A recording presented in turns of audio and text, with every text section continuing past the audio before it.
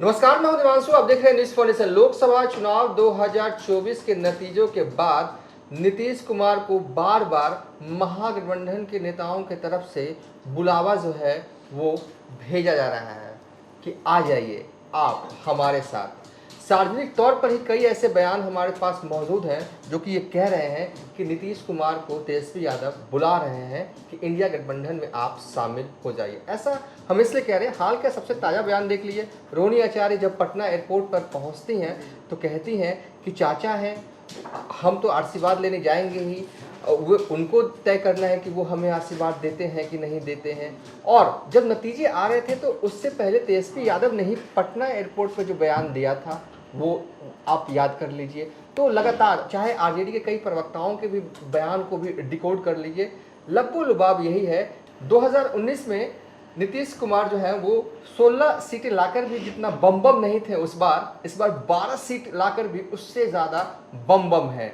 और ऐसा इसलिए क्योंकि जो है 2024 में बमुश्किल से सरकार जो है वो दिल्ली में बन पाई है। इस वक्त हमारे साथ बात करने के लिए न्यूज़ फॉर नेशन के संपादक कौशलेंद्र प्रियदर्शी होंगे। सर, क्या लग रहा है ये जो नेताओं के जो बयान है, आरजेडी के जो बयान है, अगर डिकोड करें और अंदर खाने से भी बार बार ये कहा जा रहा है कि देखिए, एक तो मैंने ये देखा है कि चुनाव के दौरान तेजस्वी यादव पूरा हल्ला बोलते थे चुनावी रैलियों में, लेकिन नीतीश कुमार पर जितना हल्ला जो है वो जोरदार तरीके से बोल सकते थे, आखिरी चरण आते आते बड़ा सॉफ्ट हो गए थे। अब तो पूरी तरीके से अगर उन्हें लॉ एंड ऑर्डर को लेकर भी हल्ला बोलना होता है तो वो सरकार को बोलते हैं, नाम लेकर जो है वो हल्ला अभी नहीं बोल रहे हैं। तो इसके मायने क्या निकालिए। और जिस तरीके से जेडीयू वाले ने भी जो है अग्निवीर जैसे मुद्दे को लेकर जो है वो सवाल खड़े किए हैं, आरजेडी सवाल खड़े कर रही है। सुधाकर सिंह कह चुके हैं कि मैं सदन में नीतीश कुमार के साथ रहूंगा विशेष राज्य के मुद्दे को लेकर। तो ऐसे बयानों को आप कैसे डिकोड करते हैं? क्या नीतीश कुमार जहां हैं वहीं रहेंगे या कि फिर तेजस्वी के पास जा सकते हैं?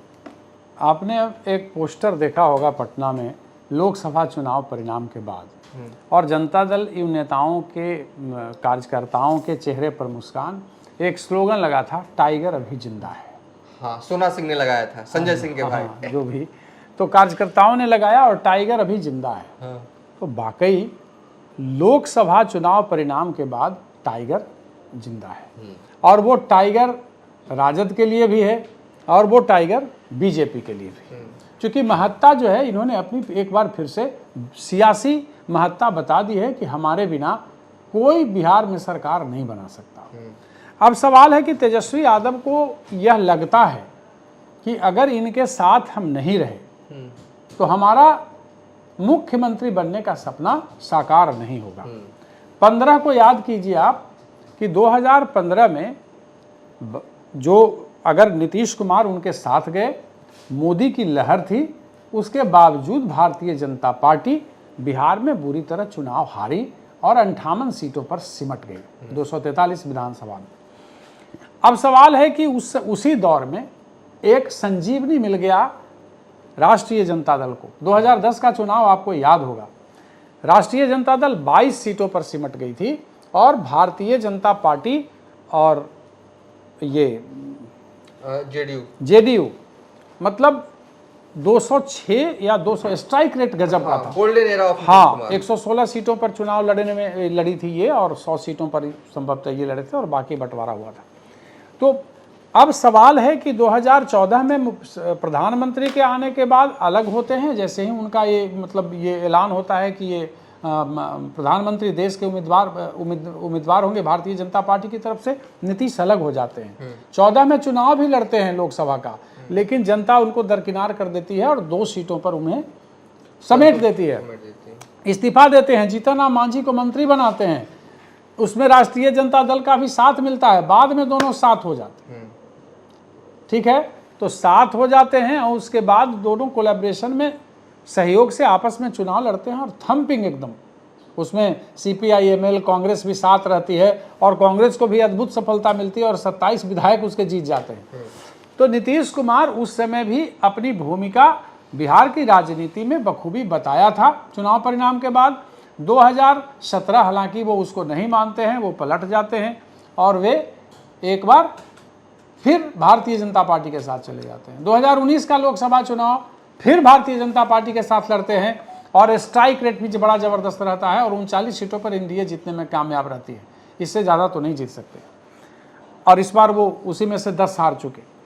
अब जब फिर वो भारतीय चले जाते हैं उनके साथ, 2020 का चुनाव जीतते हैं, लेकिन उसके बाद 2020 के चुनाव में 43 सीटों पर सिमटने के बाद भी भारतीय जनता पार्टी इनको मुख्यमंत्री बनाती है, क्योंकि पता था कि नीतीश कुमार को जो हमने घेर करके मारा है चिराग पासवान के सहारे, वो बहुत दिनों तक कामयाब नहीं रहने वाला। और वो चीज़ें सामने आती हैं और फिर लेकिन नीतीश कुमार एक बार फिर पलटते हैं, 9 अगस्त 2022 को फिर चले जाते हैं उनके साथ।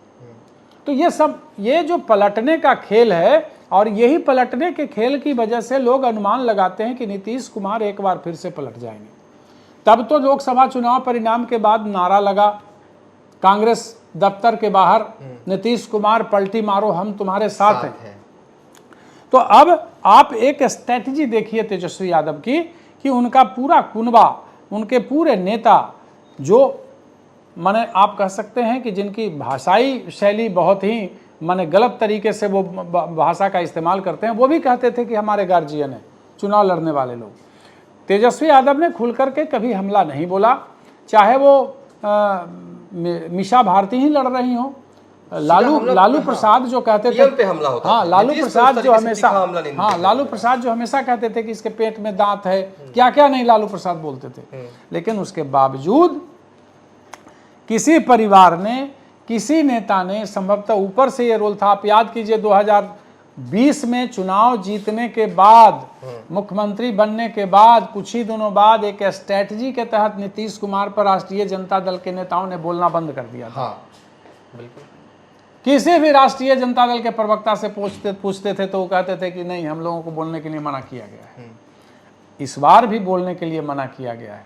तो बोलने के लिए मना किया गया तो इस आस में है कि चाचा का मन बदलेगा। फिर दोनों बेटियों को अगर सुनिएगा, लालू जी के दोनों बेटियों को, एक तो सांसद बन गई, एक हार के सिंगापुर चली गई। तो उन लोगों ने कहा चाचा आशीर्वाद देने आएंगे तब ना। तो चाचा के आशीर्वाद के बगैर मुख्यमंत्री के कुर्सी का आधार जो है मजबूत नहीं होगा। ये राष्ट्रीय जनता दल को पता है कि जब तक नीतीश कुमार बिहार की सियासत में जिंदा हैं, तब तक भारतीय जनता पार्टी हो या फिर राष्ट्रीय जनता दल हो, दोनों को फिलहाल जो वर्तमान परिस्थिति है उसके अनुसार दोनों को सहायता उनसे या उनके साथ चुनाव लड़ना पड़ेगा। और यही कारण है कि आप लेकिन नीतीश कुमार की स्ट्रैटेजी देखिए। नीतीश कुमार की स्ट्रैटेजी, हालांकि डर लगता है उनके बारे में कुछ भी बोलना, बड़ा खतरनाक है। क्रेडिबिलिटी जो है वो बहुत खो चुके हैं। क्योंकि इससे पहले जब हम लोग माइक लगाते थे तो बोलते थे सवाल है जी, फिर हम जा सकते हैं जी, आप हो सके तो 1-2 बाइट लगाइएगा इसमें। उनका जो दो तेजस्वी यादव के साथ थे, और तेजस्वी यादव मंद मंद मुस्कुराते थे कि अब चाचा इधर उधर नहीं जाएंगे, हमारी कुर्सी भी सुरक्षित रहेगी, सब चीज़। लेकिन चाचा तो पलट गए। अरे यहाँ तक कहते थे कि मेरे बाद यही लीड करेगा। हाँ, आपको याद है 9 अगस्त को लिए थे, उनके साथ गए थे, और 15 अगस्त को जब वे गांधी मैदान में बोल रहे थे तो उन्होंने खुलेआम कहा था, और सारे जनता दल यू के नेता उन्हें ताकते रहते थे कि अरे भाई तो अब, और इसी आधार पे लोग कहने लगे कि पार्टियां मर्ज कर देंगे अब। लेकिन हम लोग एक बात कहते थे कि नीतीश कुमार जिसके बारे में ज़्यादा बोले और ज़्यादा बढ़ाए, उसका पत्ता आने वाले समय में कटना है। तो इस आशा में है अब फिर से एक बार नीतीश कुमार इधर आ गए हैं। मतलब जो खेल इधर उधर पलटने का चला, तो ये तो लगता है जो अंदर खाने की खबर है कि भारतीय जनता पार्टी के साथ नीतीश कुमार सुरक्षित ज़्यादा महसूस करते हैं। इस बात को समझ। और इस बार जो नंबर आए हैं बीजेपी पे, वो कहीं ना कहीं ऐसे नंबर हैं जो कि बीजेपी को सरेंडर करवाएगा नीतीश कुमार के।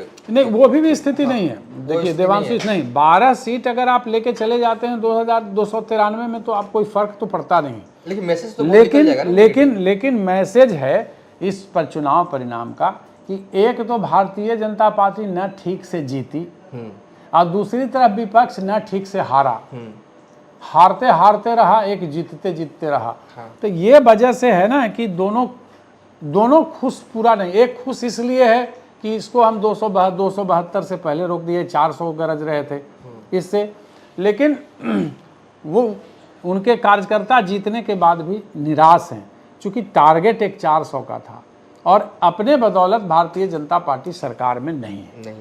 तो ये एक तो काबू में करने की बात होगी ना गई कि नीतीश कुमार और चंद्राबाबू नायडू मिलाकर के कुल 16 और 12 28 होता है, तो वहाँ पहुँचे हैं ये लोग। ये तमाम अगर इन चीज़ों को देखेंगे तो इससे पता चलेगा आपको कि कहीं ना कहीं भारतीय जनता पार्टी नीतीश कुमार पर आश्रित है। लेकिन चुनाव से पहले मंच पर जिस तरीके का रोल करते थे नीतीश कुमार, अब नहीं जाएंगे, अब इधर उधर नहीं जाएंगे, तो लोग उनको कमज़ोर कहने लगा था, लोग उन्हें कहने लगा था कि अब ये हट जाएंगे।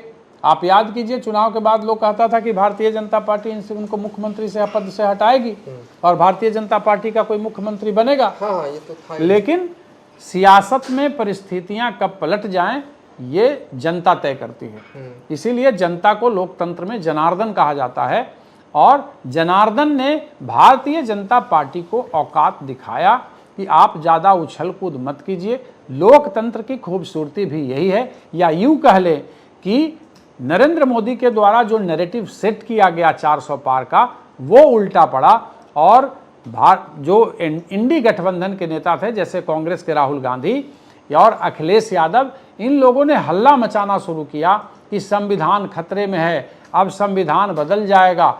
ये बात जो उस सेक्शन के, चूंकि जाति आधारित राजनीति होती है और फिर से एक बार जाति आधारित राजनीति जो है वो कामयाब हो गई उत्तर प्रदेश में।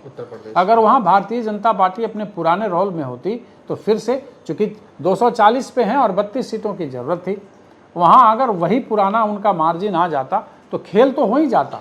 और फिर अगर अपने बदौलत आ जाते तो एक सियासी अहंकार जो होता है उसमें कहीं ना कहीं, लेकिन भारतीय जनता पार्टी के साथ फिलहाल सुरक्षित महसूस कर रहे हैं। उन्हें लगता है कि 43 सीट आने के बाद भी हमें मुख्यमंत्री की कुर्सी लेकिन यही ना सर, कब तक सुरक्षित महसूस करेंगे? जब सत्र शुरू होगा पार्लियामेंट में, तब आरजेडी के सांसद जो नए नवेले बन के गए हैं और जो कांग्रेस के भी बिहार से गए हैं, वो कहीं ना कहीं खड़े होकर बोलेंगे कि नीतीश जेडीयू का नाम ले लेके बोला जाएगा कि विशेष राज्य के दर्जे का क्या हुआ। वो तो कह रहे हैं क्या ये पूरी अग्नि परीक्षा मोदी के लिए भी है, क्योंकि उन्होंने कभी गठबंधन की सरकार चलाई नहीं है। तो कई दफा होता क्या है ना कि एजेंडा, जो विवादित एजेंडे होते हैं उसको हटा दिया जाए। अच्छा देखिए, नहीं देवांशु, संविधान में ऐसा है नहीं, ये खेल सियासत का खेल है सिर्फ। संविधान में ऐसा है नहीं। कैसे पहाड़ी राज्यों के लेकर के, ये तो सब कोई जानता है, पूरे देश में लोग जानते हैं कि बिहार को कभी भी अपने जीवन में नहीं मिल सकता विशेष राज्य का दर्जा। वो संविधान में वर्णित ही नहीं है, पूरा संविधान बदलना होगा। बस ये सिर्फ सियासी माइलेज लेने वाली बात है कि देखो भाई हम तो लगे हैं। तो आप जो लगे हैं, कभी कभी अपना ही एजेंडा जो है ना उल्टा पड़ता है। लेकिन इन्होंने कहा, जैसे ललन सिंह आने के बाद जब यहाँ आए और एक कितना बड़ा तेजस्वी यादव ने चूटी काटी, ठीक है ना, चूटी यह काटी कि भाई इनको झुनझुना थमा दिया, ये रेल मांग रहे थे, ये कुछ और मांग रहे थे। लेकिन ललन सिंह ने कहा कि कोई भी डिपार्टमेंट कमज़ोर नहीं होता, पंचायती राज के सहारे हमें देश में काम करने का मौका मिला। हम दिल्ली में थे तो पंचायती राज जब मिला और हम लोगों से पूछे, जनता दल के कार्यकर्ताओं ने और नेताओं ने कहा पंचायती राज मिला है, देश का विकास जदयू के पास। तो एक अलग एजेंडा सेट हो जाता है। तो वो नारेबाजी या एक दूसरे के एजेंडा को छीन झपट कर एक दूसरे पे आरोप प्रत्यारोप करना या लंगी फंसाने का काम जो होता है, ये काम तो चलता ही रहेगा।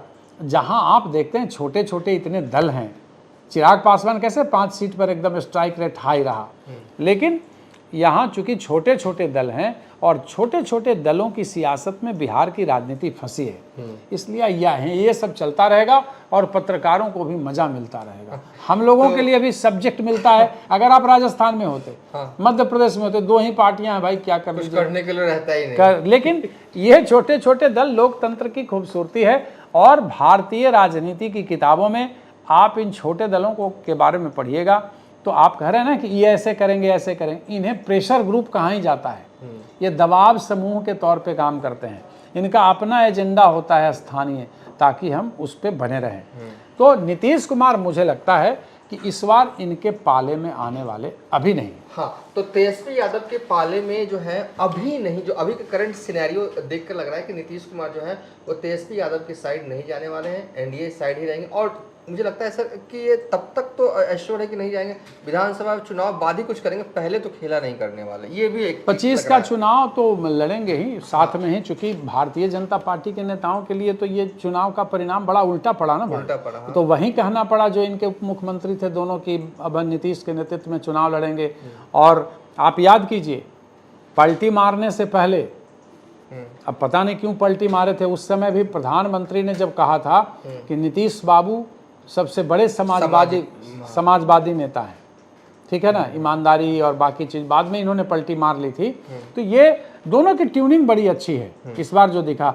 अब संसद में जब पैर छू के प्रणाम करने लगे, जो पहली मीटिंग थी उसमें, तो उस पर भी काफ़ी किरकिरी हुई। प्रशांत किशोर ने भी कहा है कि ऐसे, हालांकि प्रशांत किशोर भी अपना उस सियासी बिजनेस ही चला रहे हैं, वो भी ऐसा नहीं कि महात्मा गांधी के प्रतिरूप होके आए हैं और जिस तरीके की बातें कर रहे हैं वैसा कुछ है नहीं। उन पर भी हम लोग बात करेंगे, उनका भी अपना एजेंडा है। आगामी विधानसभा चुनाव में बहुत कुछ नया होने जा रहा है, उस पर अलग से वीडियो बना लेंगे 1-2 दिन बाद। लेकिन फिलहाल जो कौशलेंद्र प्रियदर्शी सर ने बताया है उसके मुताबिक कि अभी नीतीश कुमार जहां हैं वहीं रहेंगे, अभी तेजस्वी के पास जाने वाले नहीं हैं। फिलहाल अभी तक के लिए इतना ही। आप देखते रहिए न्यूज़ फॉर नेशन।